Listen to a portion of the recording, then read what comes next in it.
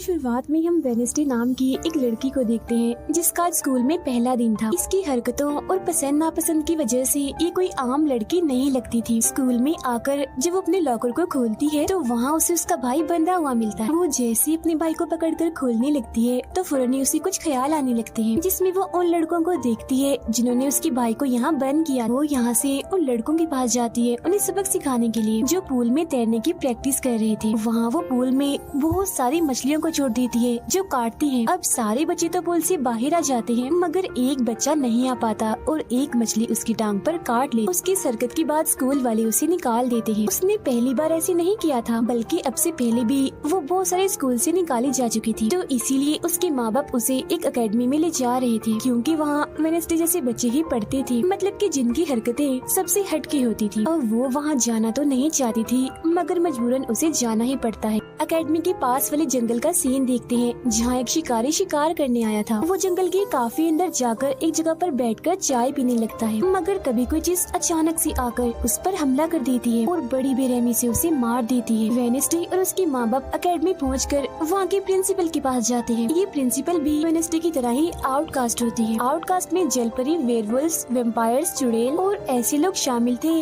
जिनमें जादुई ताकतें पाई जाती है। और इस तरह के ही सारे बच्चे इस एकेडमी में पढ़ते हैं। वेडनेसडे के साथ जिसने कमरे में रहना था, यानी उसकी रूममेट, उसने कमरे को काफी रंगीन बनाया हुआ था। इसीलिए सब कुछ वेडनेसडे को पसंद नहीं आता, क्योंकि उसे तो बस काला रंग ही पसंद था। यहाँ का सारा माहौल देखकर वो मुंह बना लेती है। तब उसकी रूममेट उससे पूछती है, तुम ठीक हो ना, क्या हुआ तुम्हें? जिस पर उसके डैड जवाब देते हैं, मेरी बेटी बड़ी अजीब है, काफी बोर है और बस इसी तुम जिंदा लाश समझो। अपने डैड की ये बातें सुनकर वेडनेसडे उन्हें घूरने लगती है। अब उसकी रूममेट उसे पूरी एकेडमी घुमा रही थी कि तभी एक लड़का वहाँ आकर वेडनेसडे से उसकी फेसबुक आईडी मांगता है, जिस पर वो कहती है, मैं कोई भी सोशल मीडिया इस्तेमाल नहीं करती, क्योंकि सोशल मीडिया हड्डियों को सड़ा देने वाली सिर्फ एक बीमारी है और कुछ भी नहीं। जाने से पहले वेडनेसडे की मॉम उसे कहती है, अब तुम यहाँ से कभी भाग नहीं पाओ। जिस पर वो कहती है, देख लीजिएगा, मैं आपसे वादा करती हूँ कि जल्दी मैं यहाँ से भाग जाऊंगी। वहाँ से जाते वक्त उसके डैड वहाँ एक हाथ छोड़ देते हैं ताकि वो वेडनेसडे पर नजर रख सके। उधर जंगल में जब पुलिस छानबीन करने आती है तो उन्हें उस शिकारी की लाश के टुकड़े अलग अलग जगहों पर पड़े मिलते हैं। ऐसा हादसा वहाँ पहली बार नहीं हुआ था, बल्कि तीसरी बार ऐसा हुआ कि एकेडमी के इस जंगल में कोई मारा गया। और वेडनेसडे अपने कमरे की सारी रंगीन चीजें हटा देती है और अपने रूममेट से कहती है, शोर मत करो,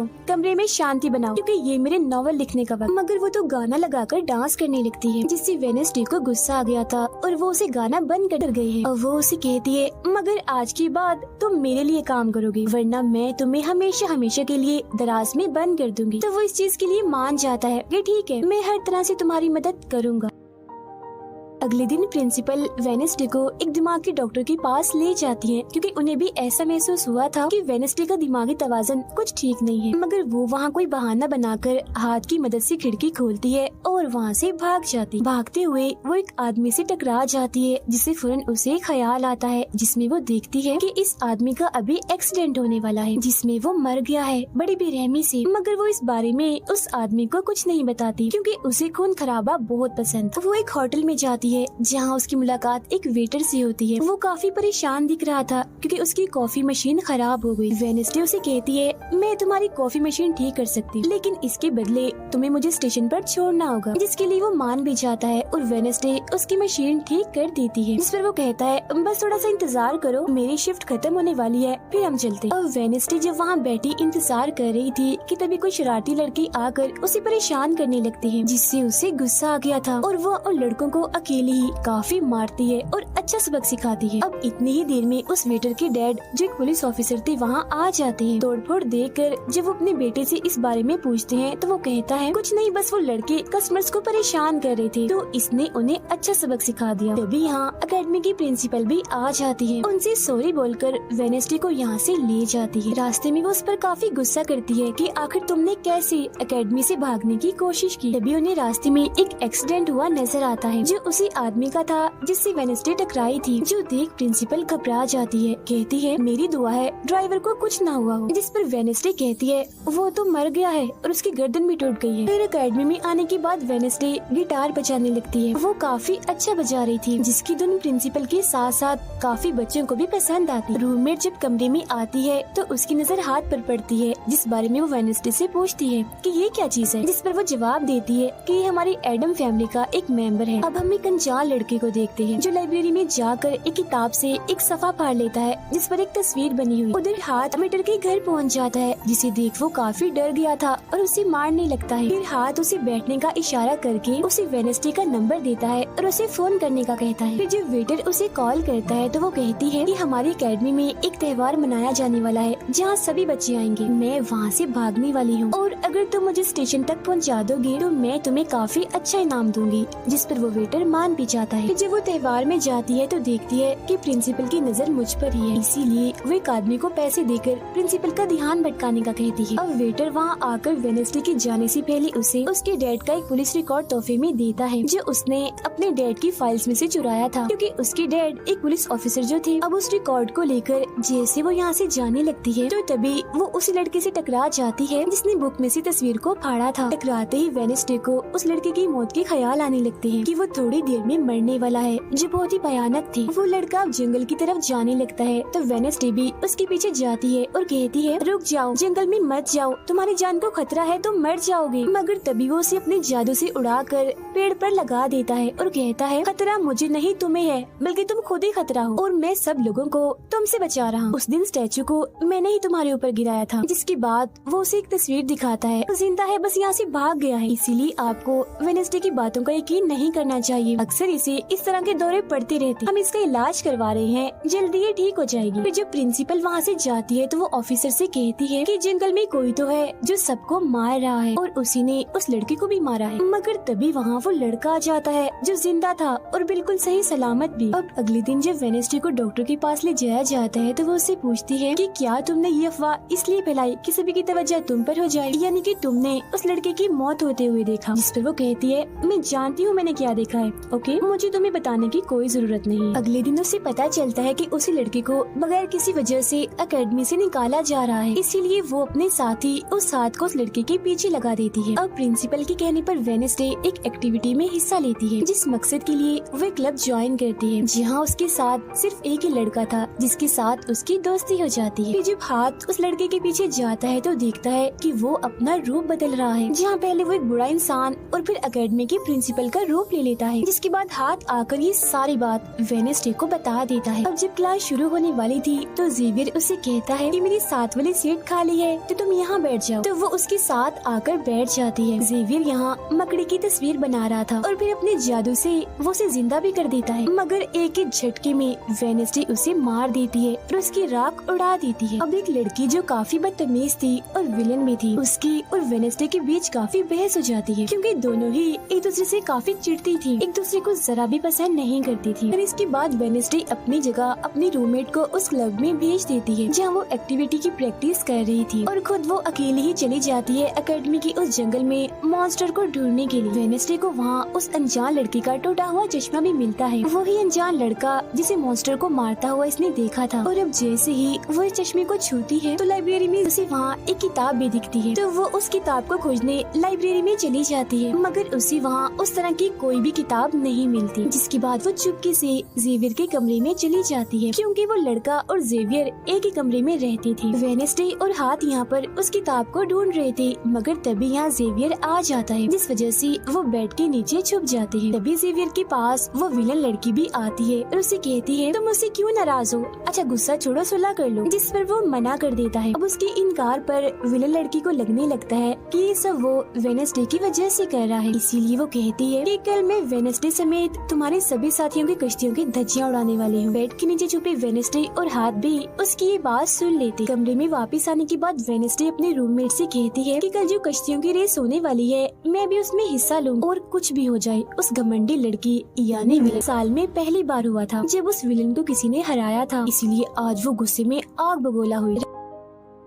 रात के वक्त वेडनेसडे एक स्टैचू के पास जाती है जिसके हाथ में किताब थी। किताब पर लिखी एक पहेली को जैसे ही वो सुलझाती है तो वहाँ एक रास्ता खुल जाता है। जैसे ही उसके अंदर जाती है तो देखती है कि यहाँ उसकी मॉम डैड के अलावा और भी बहुत सारे लोगों की तस्वीरें लगी हुई हैं। उसे वहाँ वो किताब भी मिल जाती है जिसकी वो तलाश कर रही थी। मगर जैसे वो उस किताब को वहाँ से लेकर जा रही थी कि तभी अचानक से कोई आकर उस पर हमला कर देता है जिससे वो बेहोश हो जाती है। अब उसे जैसे होश आती है तो देखती है कि उसे कुछ लोगों ने बंदी बनाया हुआ है जिन्होंने मास्क भी लगाए हुए थे। मगर उनकी आवाज सुनते ही वेडनेसडे उन्हें पहचान लेती है और कहती है कि मैंने तुम्हें पहचान लिया है, तुम अपने मास्क हटा सकते हो। असल में ये लोग और कोई नहीं बल्कि विलन और उसके साथी थे। इसी दौरान वो अपनी रस्सी भी खोल चुकी थी और वहाँ से जाने लगती है। मगर जाते जाते वो कहती है तुम सब छोटे बच्चे हो, अगवा करना भी तुम्हें ठीक से नहीं आता। वापस आने के बाद वो उस तस्वीर को किताब पर लगाकर मुकम्मल करती है जिसे उस लड़के ने किताब से फाड़ लिया था और वो उसे पढ़ने लगती। अब अगले दिन प्रिंसिपल सभी बच्चों को एक प्रोजेक्ट देती है जिसमें उन्हें शहर की सारी दुकानों पर जाकर काम करना था। शहर पहुंचने के बाद वेडनेसडे जेवियर को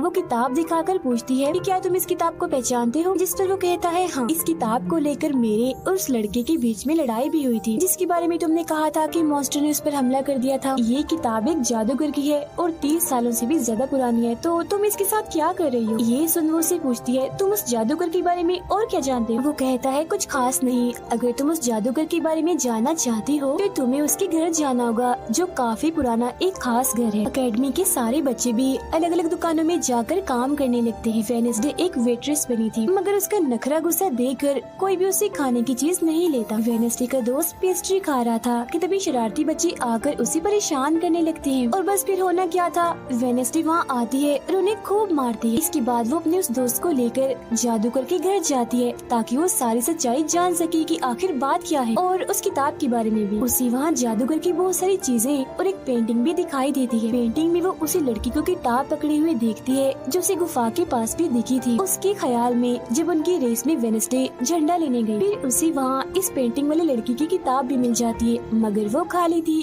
क्योंकि वो नकली थी। इतनी ही देर में वहाँ एक औरत आती है तो वेडनेसडे उसे असली किताब के बारे में पूछती है जिस पर वो कहती है कि वो किताब तो चोरी हो गई थी और इस वक्त तुम जहाँ खड़ी हो ये भी उस जादूगर का असली घर नहीं है। इसके बाद वेडनेसडे वेटर से मिलने उसकी होटल जाती है और उससे जादूगर के असली घर के बारे में पूछती है तो वो उसे असली घर के बारे में बता भी देता है, जहाँ से वेडनेसडे अकेले ही उस घर में चली जाती। वहाँ उसे एक बूढ़ा आदमी मिलता है जो उसे कहता है ये मेरी जगह है, मेरा घर है, निकलो यहाँ से। तब ये सुन वेडनेसडे का साथी वो हाथ उसके मुंह पर ही हमला कर देता है जिससे डरकर वो आदमी वहाँ से भाग जाता है और वेडनेसडे को यहाँ से कुछ नहीं मिलता इसीलिए वो यहाँ से जाने लगती है। मगर जब वो दरवाजे से बाहर जाती है तो फौरन उसे ख्याल आता है जिसमें वो देखती है कि वो पीछा करते हैं मगर देखते हैं कि मॉन्स्टर के कदमों के निशान तो इंसानी पैरों के निशान में बदल गए। अगले दिन उस जादूगर की मूर्ति को इज्जत के तौर पर इस जगह पर लगाया जाने वाला था क्योंकि शहर के लोग तो उसे अपना हीरो ही मानते थे और आज वेडनेसडे को वहाँ गिटार बजाने के लिए बुलाया गया था। लेकिन वो लोग जैसे मूर्ति लगाकर अपना काम करने लगते हैं तो तभी वो हाथ तीली फेंक कर मूर्ति को आग लगा देता है क्योंकि वेडनेसडे के कहने पर उसने पहले ही मूर्ति पर पेट्रोल डाल दिया था। आग देखकर सारे लोग वहाँ से भाग जाते हैं मगर वेडनेसडे अभी भी वहाँ बैठी गिटार बजा रही होती है। साथ ही वो मूर्ति को जलता हुआ देखकर खुश भी हो रही थी। अब प्रिंसिपल को वेडनेसडे पर ही शक था मगर उसके खिलाफ प्रिंसिपल के पास कोई सबूत नहीं था। अब जादूगर के जिस पुराने घर में वेडनेसडे गई थी जहाँ वो बूढ़ा आदमी था वो अभी भी वही रुका हुआ था मगर तभी वो मॉन्स्टर वहाँ आता है और उस बूढ़े आदमी पर हमला कर देता है। लेकिन मरते मरते वो बूढ़ा आदमी मॉन्स्टर की 2-3 तस्वीरें अपने कैमरा में बना ही लेता है। पुलिस को जब ये खबर मिलती है तो फौरन छानबीन करने पहुँच जाते हैं जहाँ उन्हें बूढ़े आदमी के कैमरा से मॉन्स्टर की तस्वीर भी मिल जाती है। अगले दिन हाथ मुर्दा घर जाकर वहाँ लगी कैमरा पर कोई चीज लगा देता है ताकि जो वो करे उसे कोई ना देख सके। फिर वो दरवाजा खोलता है तो वेडनेसडे अंदर आती है। वो यहाँ दरअसल उस बूढ़े आदमी के जख्मों को देखने आई थी जिसे उस मॉन्स्टर ने मारा था। वो बूढ़े आदमी की लाश को देखकर सारा डेटा अपने पास रिकॉर्ड कर लेती है जबकि हाथ उसकी एक फाइल बनाने में लग जाता है। तभी वहाँ डॉक्टर और पुलिस ऑफिसर भी आ जाते हैं। तब छुपने के लिए वेडनेसडे एक बॉक्स मिस हो जाती है। फिर जब डॉक्टर उस बॉक्स को खुला हुआ देखते हैं तो फौरन उसे चेक कर करते हैं, मगर जब वेडनेसडे को उसमें पड़ा हुआ देखते हैं तो उन्हें लगता है कि ये भी एक लाश है, इसीलिए वो उस बॉक्स को बंद करके वहाँ से चले जाते हैं। मगर फिर जब हाथ उसे वहाँ से लेने आता है तो वो कहती है, अच्छा तंग मत करो प्लीज, थोड़ी देर और सुने तो बड़ा मजा आ रहा है। फिर इसके बाद वो अपनी छानबीन से ये पता लगवा लेती है कि वो मॉन्स्टर असल में जिस्म के हिस्सों को इकट्ठा कर रहा है। फिर अगले दिन जब वो अकेडमी जाती है तो उसे जेवियर की गर्दन पर किसी के पंजों के निशान दिखते हैं। अब हम जेवियर को एक केबिन से बाहर आता हुआ देखते हैं और क्योंकि वेडनेसडे को उसके जख्मों पर पहले से ही शक था तो वो भी उसका पीछा करते करते वहाँ आ गई थी। उसे वहाँ पर बहुत सारी मॉन्स्टर की ड्राइंग्स और तस्वीरें दिखती हैं। एक तो तस्वीर को लेकर जैसी वो वहाँ से जाने लगती है तो तभी जेवियर उसे देख लेता है और जाने से रोक देता है, मगर वेडनेसडे उसका ध्यान भटकाने के लिए उसे बस एक ही बात कह देती है कि क्या तुम आज रात होने वाली डांस पार्टी में मेरे साथ चलोगे। जिसके बाद वो जेवियर की बनाई मॉन्स्टर की ड्राइंग्स ले जाकर पुलिस ऑफिसर को दे देती है, जिस पर वो कहते हैं इससे हम किसी को भी नहीं पकड़ सकते, कोई ठोस सबूत लेकर आओ। अब वेडनेसडे अपनी सारी रिसर्च को अपने दोस्त के सामने रख देती है ताकि वो उसकी मदद कर सके। उनमें से एक ड्राइंग को देखकर उसका दोस्त कहता है कि मैं इस जगह के बारे में जानता हूँ। जिसके बाद वो वेडनेसडे को उस जगह पर ले जाता है जो एक गुफा थी, जिसके अंदर जाकर उन्हें बहुत सारी हड्डियाँ और एक हथकड़ी भी मिलती है। थोड़ा छानबीन करने पर उसे वहाँ हाथ ने उसे वेडनेसडे की तरफ से डांस पार्टी में चलने की दावत भेजी थी। अब क्योंकि वेटर काफी खुश था तो वेडनेसडे उसका दिल तोड़ना नहीं चाहती थी, इसीलिए वो अपनी गुफा में जाने वाले प्लान को खत्म करके वेटर के साथ पार्टी में जाने का फैसला करती है। जब वेडनेसडे वहाँ से जाने लगती है तो उसका दोस्त वहाँ आता है तो वो उसे कहती है आई एम सॉरी, मैं पार्टी में जा रही हूँ, हम ऐसा करते हैं कल गुफा में जाएंगे। लेकिन उसका दोस्त बगैर बताए अकेला ही उस गुफा में चला जाता है। उधर पार्टी में सारे लोग आकर काफी एंजॉय कर रहे थे। सब लोग अपने अपने साथी को लेकर पार्टी में आए हुए थे, जहाँ जेवियर अपने साथ उस विलन लड़की को लाया था। लेकिन जब वेडनेसडे वेटर के साथ वहाँ आती है तो उन दोनों को साथ देकर जेवियर जलने लगता है। जब सब लोग डांस कर रहे थे तो वेडनेसडे की डांस करने की स्टाइल से सारे लोग काफी हैरान रह जाते हैं, क्योंकि वो काफी अजीब तरह से ही डांस कर रही थी। उधर जंगल में वेडनेसडे का दोस्त भी पहुँच गया था और छुपकर मॉन्स्टर की आने का इंतजार कर रहा था, मगर तभी वहाँ कोई आता है और उस गुफा में धमाका करके भाग जाता है। जेवियर लगातार उन दोनों को देखकर जल रहा था, इसीलिए वो विलन लड़की से कहता है कि तुम अपना लॉकेट उतारो और अपने जेल परी से मेरे लिए मदद मांगो ताकि मैं वेडनेसडे को भूल जाऊं। जो सुन विलन लड़की भड़क जाती है और उसे कहती है कि तुम तो पहले ये कहते फिर रहे थे कि मैंने अपने जेल परी से तुम्हें अपने काबू में किया है और अब तुम्हें किसी को बुलाने के लिए मेरी ही मदद चाहिए। तभी बाहर शरारती लड़कों का ग्रुप टैंकर लेकर आता है और डांसिंग क्लब के पंप में वो बड़ा सा पाइप लगा देते हैं और फिर तभी अचानक उस पार्टी में खून की बारिश होने लगती है, क्योंकि जो टैंकर वो शरारती लड़के लाए थे जिसका पाइप उन्होंने लगाया था उसमें दरअसल खून था। ये देख सारे लोग घबरा जाते हैं और पार्टी से भागने लगते हैं, मगर वेडनेसडे वहीं खड़ी रहती है क्योंकि उसे तो अब और मजा आ रहा था, क्योंकि वो बारिश खून की नहीं बल्कि कलर की थी जिसमें वो काफी इंजॉय कर रही थी। तभी वेडनेसडे को ख्याल आता है जिसमें वो देखती है कि उसका दोस्त अकेला ही जंगल में चला गया है, जहाँ वो मुसीबत में है, उसकी जान खतरे में है, इसीलिए वो जंगल की तरफ उसे बचाने के लिए भाग जाती है। उसके दोस्त के पीछे दरअसल वो मॉन्स्टर पड़ गया था जिससे बचकर वो भाग रहा था। वो मॉन्स्टर एक बार उस पर हमला करता ही है कि तभी वेडनेसडे उसे ढूंढते हुए वहाँ आ जाती है। तब मॉन्स्टर उसे देखकर वहाँ से भाग जाता है। वो अपने दोस्त को बेहोश पड़ा हुआ देखकर काफी घबरा जाती है। इतनी ही देर में उसकी टीचर भी उसका पीछा करते करते वहाँ आ गई थी, जिसके बाद उसकी दोस्त को हॉस्पिटल ले जाया जाता है और वेडनेसडे खुद वापस अपनी एकेडमी में आ जाती है, जहाँ वो अपने डैड पर लगी इल्जाम को सुलझाने की कोशिश कर रही थी कि आखिर सच क्या। एकेडमी में सारे माँ बाप अपने बच्चों से मिलने आते हैं क्योंकि आज मीटिंग थी। प्रिंसिपल सबको बताती है कि वेडनेसडे के दोस्त की हालत में सुधार हो रहा है, कुछ दिन के बाद ठीक होकर वो वापस आ जाएगा। मगर दूर खड़ी वेडनेसडे अपने रूममेट को बताती है कि ये झूठ है, वो तो कोमा में है बेचारा। तभी यहाँ दोनों के माँ बाप आ जाते हैं और ये उनसे मिलने चली जाती। वेडनेसडे अपने मॉम डैड को बताती है कि जब से आपने मुझे यहाँ छोड़ा है मेरे ऊपर बहुत सारे हमले हुए हैं। अब इनसे लेता है और कहता है कि गैरेट की मौत के इल्जाम में तुम्हें गिरफ्तार किया जा रहा है। जेल में वेडनेसडे अपने डैड से मिलने जाती है, पूछती है कि बताएं गैरेट से आपका क्या वास्ता है। तो वो बताते हैं कि गैरेट तुम्हारी मॉम से बहुत प्यार करता था। फिर एक दिन जब तुम्हारी मॉम और मैं साथ थे तो गैरेट ने आकर मुझ पर हमला कर दिया। मैंने अपना काफी बचाव किया, जिस दौरान गलती से उसकी मौत हो गई। ये सुन वेडनेसडे को उनकी बात थोड़ी झूठी लगती है। फिर वो पुलिस ऑफिसर के पास जाती है, कहती है मेरे डैड ने गैरेट को नहीं मारा और ये उनके खिलाफ साजिश की जा रही है। जिस पर वो कहता है दुनिया तुम्हारे हिसाब से नहीं चलती, हमारे पास सबूत आ गए हैं तुम्हारे डैड के खिलाफ। वो कहती है मैं नहीं मानती और मेरा ख्याल है कि जिसने मेरे दोस्त को मारने की कोशिश की उसने ही गैरेट को मारा होगा। पार्क में रूममेट अपनी मॉम के साथ बैठी थी, जहाँ उसकी मॉम चाहती है कि वो पूरी तरह एक वेयरवुल्फ बन जाए और वो उसे एक डॉक्टर के पास जाने का कहती है, मगर रूममेट ऐसा नहीं चाहती, इसलिए वो यहाँ से चली जाती है। अब वेडनेसडे अपनी मॉम के पास जाती है ताकि वो सारी सच्चाई जान सके। उसकी मॉम खुफिया लाइब्रेरी में थी। वो अपनी मॉम से कहती है कि आपने मुझे इस अकेडमी में इसलिए भेजा ना ताकि मैं हमेशा आपकी परछाई बन के रहूं। जिस पर उसकी मॉम कहती है कि ये सिर्फ अकेडमी ही नहीं बल्कि पहले यहाँ एक ग्रुप हुआ करता था, जिसकी बुनियाद तुम्हारे डैड की फैमिली की एक औरत ने रखी थी, जिसका नाम गुडी था। वो कहती है मैं ये जानना चाहती हूँ कि डैड ने तो गैरेट को नहीं मारा, तो फिर किसने मारा है? तब उसकी मॉम सच्चाई बताती है कि जब मैं वहाँ गई तो मैंने देखा कि तुम्हारे डैड और गैरेट आपस में लड़ रहे थे। मैंने उन्हें रोकने की कोशिश की, मगर गैरेट तुम्हारे डैड को काफी बुरी तरह से मार रहा था। मैंने फौरन तलवार उठा ली और फिर जैसे गैरेट मेरे पास आने लगा तो तलवार उसके आर पार हो गई और वो मारा गया। मगर तुम्हारे डैड ने मेरी जान बचाने के लिए तलवार मुझसे ले ली ताकि सारा इल्जाम उन पर आ जाए। वेडनेसडे कहती है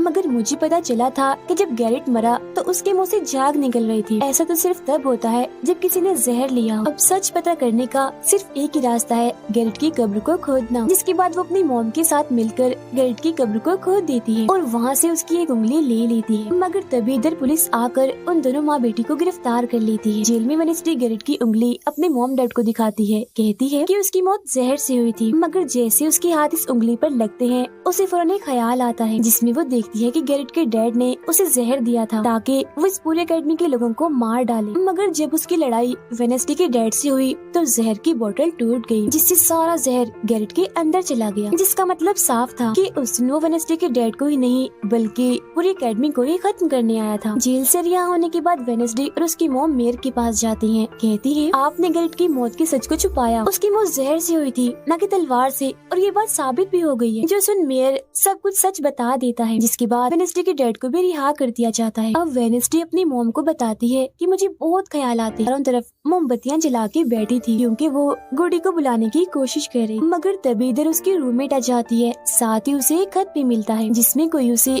गुफा में मिलने बुलाता है। जब वेडनेसडे अपनी रूममेट के साथ वहाँ जाती है तो गुफा के अंदर जाने के बाद उसे एहसास होता है कि यहाँ कोई है। यहाँ दरअसल जेवियर और उसके साथी थे जो वेडनेसडे को सरप्राइज देना चाहते थे क्योंकि आज उसकी बर्थडे थी। यहाँ वेडनेसडे को एक लाइन लिखी हुई दिखती है कि जब मैं लौटूंगा तो शोले बरसेंगे। इसे जैसे वो हाथ लगाती है तो उसे ख्याल आता है जिसमें वो उसी लड़की से मिलती है जो अक्सर उसे नजर आया करती थी, और ये और कोई नहीं बल्कि गुडी ही है। वो वेडनेसडे को एक महल दिखाकर कहती है कि अगर तुम्हें उस जादूगर के बारे में जानना है तो तुम्हें इस महल को ढूंढकर यहाँ आना होगा। जब वो ग्राउंड में खड़ी उस लाइन को देख रही थी जहाँ आग से कुछ लिखा था तो तभी उसके पास जेवियर आता है, जिससे वो बात नहीं करती क्योंकि नाराज थी। उसे लग रहा था कि हो न हो जेवियर ही वो मॉन्स्टर है। फिर वो अपने दोस्त के पास हॉस्पिटल जाती है जो अभी भी बेड पर था और उसकी हालत भी खराब थी, इसीलिए वो उसे कोई बात नहीं कर पाती। अब वेडनेसडे अपने दोस्त वेटर से मिलने जाती है और उसे उस महल जो गुडी ने दिखाया था उसकी तस्वीर दिखाकर पूछती है कि क्या तुम इस जगह के बारे में जानते हो, जिस पर वो मना कर देता। अब यहाँ तो उसका काम नहीं हुआ, इसीलिए वो उस तस्वीर को लेकर जेवियर के पास जाती है और उससे भी वही सवाल करती है कि क्या तुम इस जगह के बारे में जानते हो। मगर तभी उसकी नजर इसी महल की पेंटिंग पर जाती है जो जेवियर ने पहले से ही बनाई हुई थी, जिस पर वो बताता है कि ये जगह रात को मेरे सपने में आई थी तो मैंने इसे बना दिया। अच्छी बात ये थी कि जेवियर इस जगह के बारे में जानता भी था। तब उसे महल का पता लेकर वेडनेसडे वहाँ पहुँच जाती है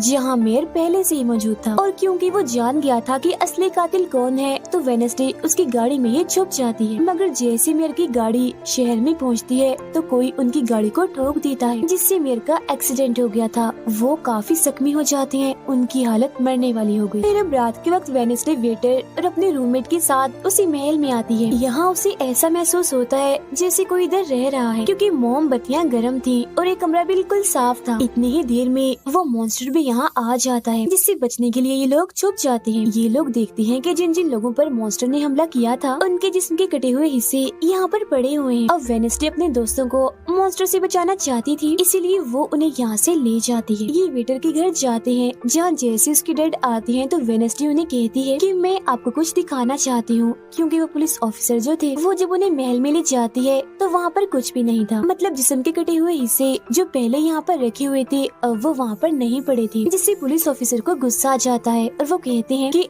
आज के बाद तुम मेरे बेटे से नहीं मिलोगी। अब जब वेडनेसडे एकेडमी आती है तो वहाँ उसे प्रिंसिपल मिलती है जो कहती है कि तुम्हें मैंने कहीं भी जाने से मना किया था, मगर तुमने मेरी बात ना मानकर तो किसी ने उनका मुंह बंद कर दिया। मगर मैं चुप नहीं बैठूंगी और तुम जो कोई भी हो मैं तुम्हें ढूंढ लूंगी, देखना। अब मेयर की मौत हो गई थी और जब उन्हें दफनाया जा रहा था तो वेडनेसडे वहाँ आती है और सोचने लगती है कि कातिल यहाँ आए लोगों में से कोई है। मगर तभी उसे जंगल में कोई दिखता है, वो पीछे करती है तो पता चलता है कि और कोई नहीं बल्कि उसका अंकल है। अंकल बताते हैं कि मेरे ऊपर चोरी का इल्जाम है तो कुछ वक्त के लिए मुझे छुप के रहना होगा। जब वेडनेसडे उन्हें एक केबिन में छुपा देती है और मॉन्स्टर की तस्वीर दिखाकर पूछती है कि आप इसके बारे में कुछ जानते हैं, जिस पर वो कहते हैं मैं ज्यादा कुछ तो नहीं जानता, अगर तुम्हें इसके बारे में जानना है तो तुम्हें खुफिया लाइब्रेरी में जाना होगा। वहाँ एक तिजोरी में डायरी है जिसमें इस मॉन्स्टर के बारे में सब लिखा है। आधी रात को वेडनेसडे उस लाइब्रेरी में जाती है जहाँ जेवियर पहले से ही मौजूद था। तब ये उसे कहती है जहाँ जहाँ मॉन्स्टर से हमला हुआ है वहाँ तुम पाए गए हो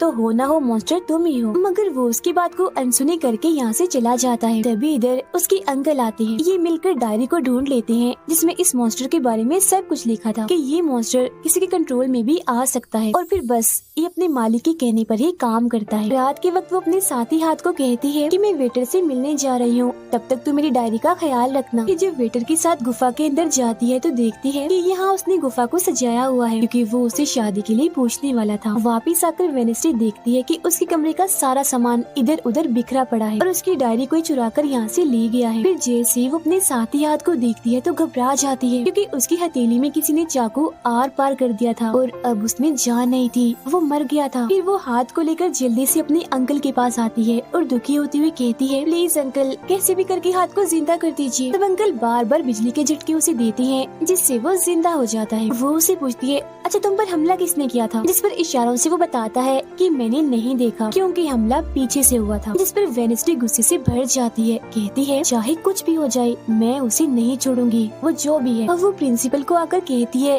किसी ने मेरे कमरे में तोड़ फोड़ कर दी है, साथ ही कोई उस डायरी को भी चुरा कर ले गया है। वो कहती है वो डायरी तो खुफिया लाइब्रेरी में थी तो तुम्हारे पास कैसे आई, तुम ऐसी हरकतें मत करो कि एकेडमी को बंद करना पड़े, ऐसा मैं होने नहीं दूंगी। फिर जब वेडनेसडे वहाँ से जा रही थी तो तभी उसके पास उसके साथी आते हैं और उसे जानकारी देते हैं कि गैरेट जिसकी मौत का इल्जाम तुम्हारे डैड पर था उसकी मॉम को किसी ने डबोकर मारा था और मरने से पहले उनकी सारी प्रॉपर्टी एक डॉक्टर ने हथिया ली थी। डॉक्टर नाम सुनकर वेडनेसडे को दिमागी डॉक्टर पर शक होता है, इसीलिए वो सीधा उनके पास जाती है। कहती है कि मैं जानती हूँ आपके अंदर गैरेट की मॉम की आत्मा है जो सबसे अपनी मौत का बदला लेना चाहती है, अब बस कर दो तुम्हारा खेल खत्म हुआ। जिसके बाद वो यहाँ से चली जाती है। ये सारी बातें सुन डॉक्टर को जरा भी समझ नहीं आती कि क्या बोल रही थी, इसीलिए वो फौरन प्रिंसिपल को कॉल करती है। कहती है वेडनेसडे आई, वेडनेसडे को गिरफ्तार कर लेते हैं। हालांकि वो उन्हें कहती भी है कि असली कातिल आपका बेटा है, वही मॉन्स्टर है ये, मगर वो उसकी एक नहीं सुनते। फिर जब वो यहाँ से जा रही थी तो वेटर उसके पास आता है, कहता है कैसा लगा हारना, अभी तो और भी बहुत कुछ होना बाकी है बच्चों। जिसके बाद प्रिंसिपल भी वेडनेसडे को कह देती है कि तुमने सारी हदें पार कर दी, इसीलिए तुम्हें एकेडमी से निकाला जा रहा है। लेकिन अभी भी वो बार बार एक ही बात कह रही थी कि वेटर ही असली मॉन्स्टर है, मगर फिर भी वो उसकी एक नहीं सुनती और जाने का कहती है। तब आखिरी बार वेडनेसडे जेवियर से मिलने जाती है जो जेल में बंद था और उससे नाराज भी था क्योंकि वेडनेसडे ने ही उसे पुलिस के हवाले किया था। हालांकि वो उसे बताती भी है कि मॉन्स्टर वेटर है और उसने मेरे जरिए तुम्हें फंसाया है। वो उसकी एक नहीं सुनता, कह देता है कि सारी मुसीबत की जड़ तुम हो, अगर तुम ये एकेडमी छोड़ के चली जाओगी तो कुछ भी गलत नहीं होगा। ये बात सुनने के बाद वो एक सेकंड भी नहीं रुकती और यहाँ से चली जाती है। वो अपने कमरे में आकर अपना सारा सामान पैक करती है, जिसके बाद वो सभी से आखिरी मुलाकात करती है। सबसे आखिर में वो अपने दोस्त से मिलने हॉस्पिटल में जाती है। कहती है मैं तो जा रही हूँ, तुम अपना ख्याल रखना और हाँ बाहर मत निकलना, बाहर मॉन्स्टर हो सकता है। और उस दिन गुफा में धमाका करने वाला और कोई नहीं बल्कि प्रिंसिपल ही थी। जिस पर वो कहता है नहीं, धमाका करने वाले के जूते लाल थे, जबकि प्रिंसिपल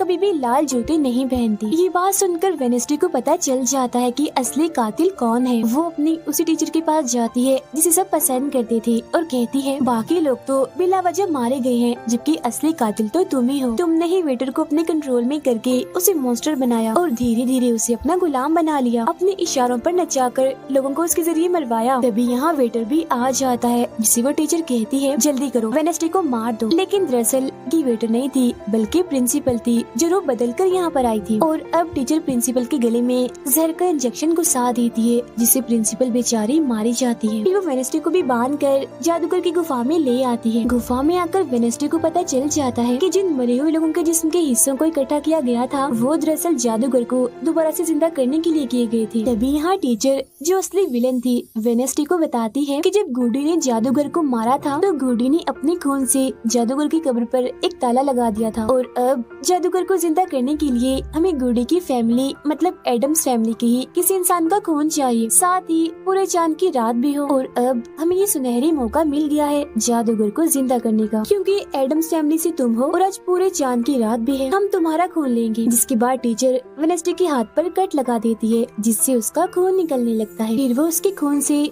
जादूगर की कब्र का ताला खोल देती है, और फिर अगले ही पल जादूगर भी जिंदा होकर अपनी कब्र से बाहर आ जाता है। बाहर आते ही वो वेडनेसडे को चाकू मार देता है, जिससे वो जख्मी हो जाती है। इसके बाद वो एकेडमी को खत्म करने के लिए चला